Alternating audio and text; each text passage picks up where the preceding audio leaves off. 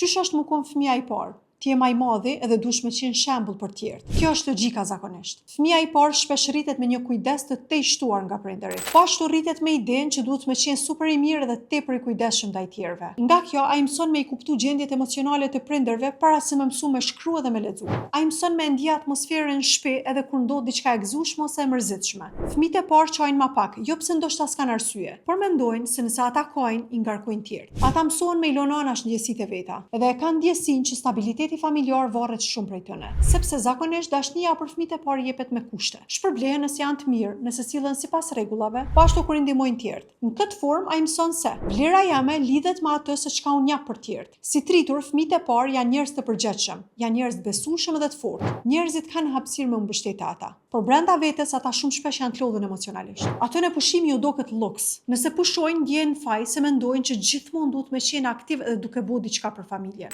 Fëmijët e parë ma le të mirën me dhimbjen e tjerëve sesa me dhimbjen e vet. Ata vetë marrin qëndrimin e njeriu të fortë, edhe nuk kërkojnë shumë prej tjerëve. Tash mundeni me mendu se në këtë familje nga të njëjtit prindër janë rritë edhe fëmijët e dytë, të tretë, të tutje. Mirë po, prindërit janë të njëjtë, por çësia ndaj fëmijëve nuk është e njëjtë.